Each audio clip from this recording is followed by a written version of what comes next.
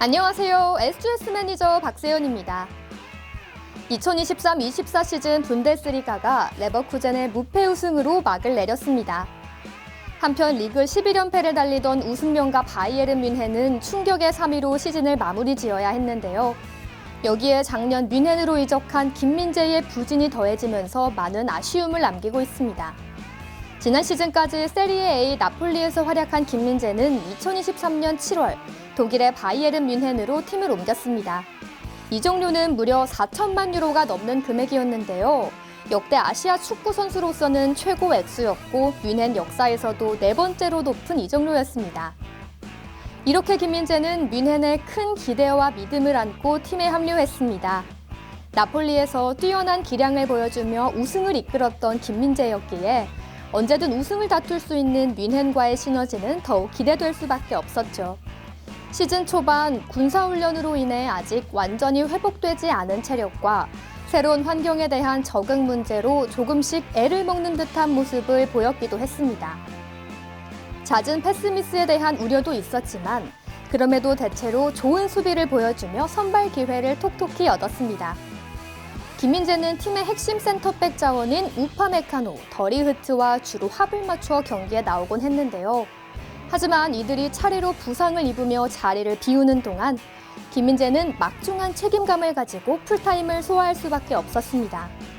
아직 체력적 부담이 완전히 덜어지지 않은 상태에서 붙박이 주전이 되어버린 겁니다. 여유로운 점수차에도 김민재는 쉽게 교체되지 않았고 혹사 논란까지 일기 시작했습니다. 그 와중에 A매치까지 풀타임 출전을 하고 돌아온 김민재. 결국 리그 11라운드 하이덴하임전과 14라운드 프랑크푸르트전에서는 실점으로 이어지는 실책이 나오기도 했는데요. 다행히 이로 인해 무너지지는 않았고 오히려 바로 다음 경기인 슈투트가르트와의 홈경기에서 최상의 폼을 보여줍니다. 전반 24분 김민재의 헤더가 골망을 갈랐지만 아쉽게 오프사이드 판정이 나면서 무산되고 말았는데요. 다행히 후반 18분 다시 한번 헤더를 시도해 득점에 성공했습니다.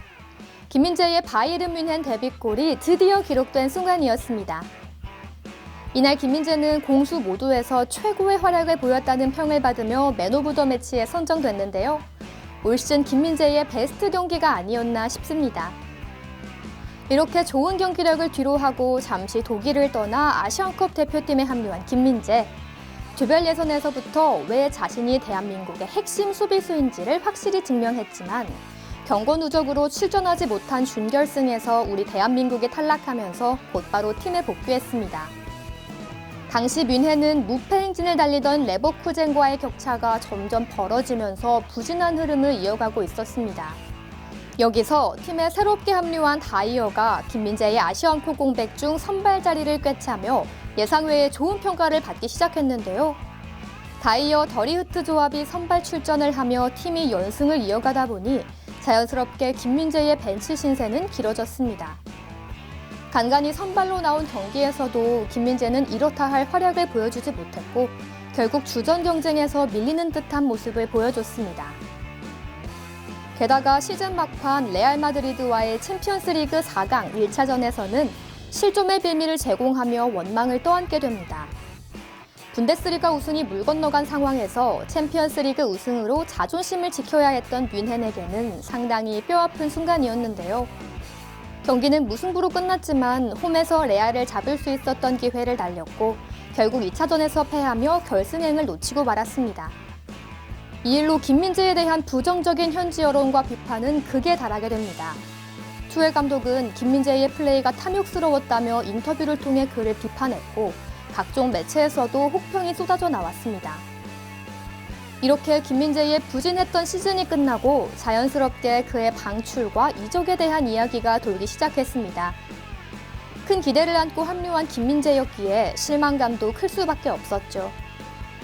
하지만 뮌헨의 새 지휘봉을 잡은 콤파니는 김민재의 이적을 고려하지 않는 듯한 모습이고요.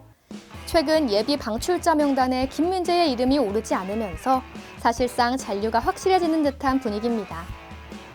시즌 후반으로 갈수록 김민재가 투헬 감독의 전술과 엇나가며 주전 경쟁에서 밀리게 되었음을 고려해볼 때 콤파니의 지휘하에 김민재가 다시금 중용될 것이라는 긍정적인 시각이 지배적입니다. 게다가 김민재가 거액의 이적료와 함께 뮌헨으로 온 만큼 한 시즌만으로 속단하기에는 무리인 것도 사실입니다. 여담으로 과거 토트넘을 이끌었던 콘테 감독이 최근 나폴리로 향했는데요. 콘테가 토트넘 시절부터 김민재를 원하기도 했고 나폴리가 최근 김민재의 부재를 크게 느끼고 있는 만큼 콘테가 그의 재영입을 요청했다는 이야기가 들려오고 있습니다.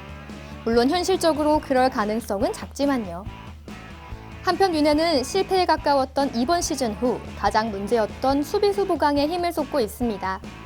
새로운 영입으로 김민재의 입지가 또다시 불안해질 것이라는 우려, 반대로 시너지를 일으켜 김민재에게 큰 힘을 실어줄 것이라는 긍정적인 전망이 함께 공존하고 있는데요.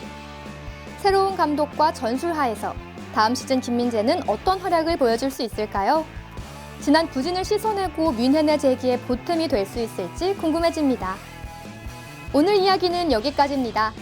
앞으로도 다양하고 재밌는 스포츠 소식 준비해 올 테니 기대해 주시고요. 우리는 다음 영상에서 만나요. 안녕!